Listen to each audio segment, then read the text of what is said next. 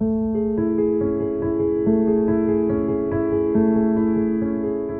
les débuts de l'association touristique, ça a réellement débuté 2 ans avant, et c'est avec la commission touristique des Laurentides.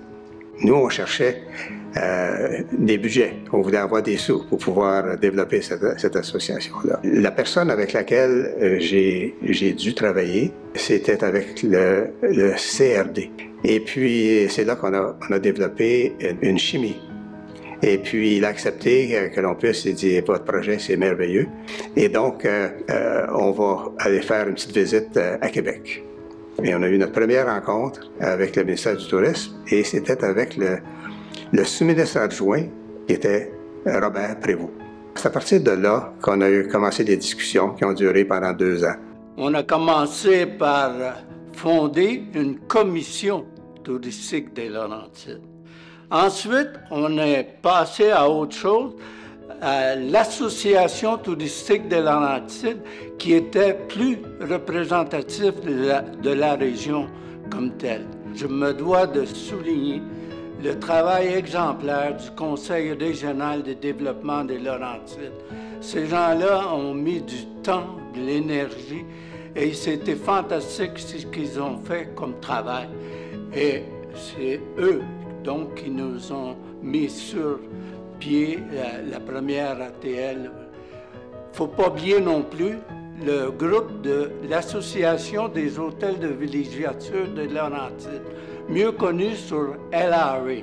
Ça, c'était 12 hôteliers qui s'étaient réunis et qui faisaient de la promotion au Québec, en Ontario et aux États-Unis.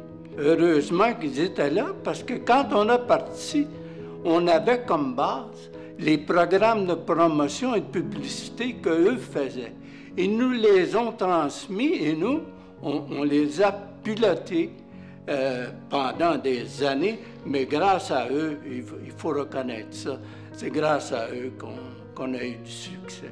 En étant la première association touristique au Québec, il n'y avait absolument pas de modèle qui existait, donc il a fallu inventer cette association-là. Alors, dès le début, comment on fait pour faire connaître l'ATL? Alors là, on a publié une petite brochure, puis là, ça expliquait tout. Ils ont compris que la régionalisation, c'était le succès. À la Porte du Nord. C'était magnifique au moment où on l'a fait. On avait un bureau touristique qui était à Mirabel avant, difficile d'aller chercher de l'information, il fallait sortir les petites rues. Donc là, à la Porte du Nord, c'était comme l'idéal pour rejoindre tout le monde. Mais là, c'était un gros projet, mais on avait déjà tous les atouts en main parce qu'une entrée du Nord, une entrée du Sud, tu n'avais pas besoin d'aller dans des petites rues, c'était facile d'accès. Et puis, tout le monde arrêtait à la Porte du Nord, en réalité. Et puis, quand on a fait l'ouverture officielle, on a vu toute la différence, c'était sûr, parce qu'à Mirabel, le petit coin pour aller, puis essayer de trouver, il n'y avait pas tant de visiteurs que ça, tandis que c'était un naturel, ce qu'on était. Alors, un moment fantastique, c'est quand on a choisi, quand on a passé d'une taxe de 2 $ par nuitée à 3 % du montant de la facture pour chaque nuitée. On s'est donné un outil fantastique pour faire plus de marketing, pour aider les hôteliers, mais aussi les festivals, les centres de ski, les gens qui font vivre en fait les hôteliers autour de l'hôtelier. S'il n'y a personne autour, pas grand-chose à faire, c'est un peu plate, les gens ne viendront pas. Alors là, on a décidé qu'on pourrait aider plus le gars qui fait le Festival des Arts de Saint-Sauveur, le Festival de la bande dessinée à Prévost.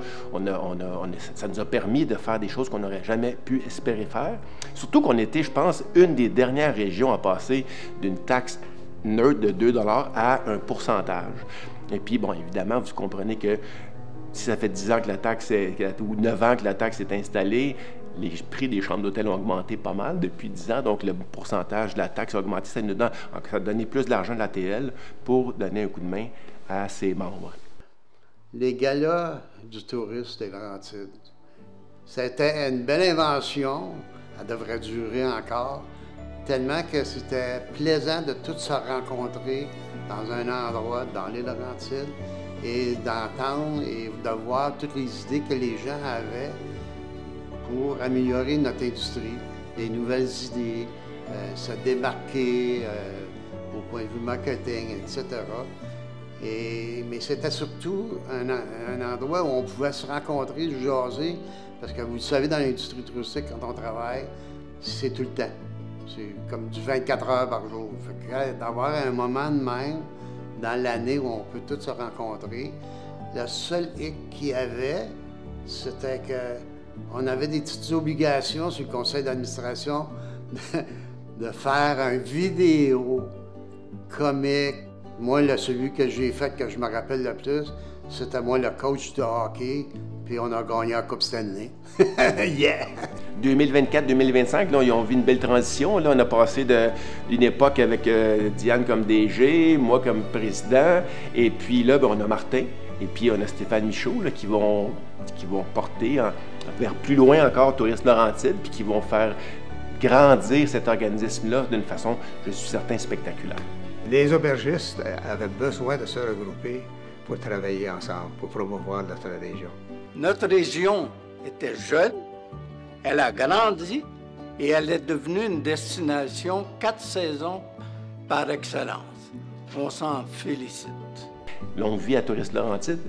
Le top des régions, c'est les Laurentides.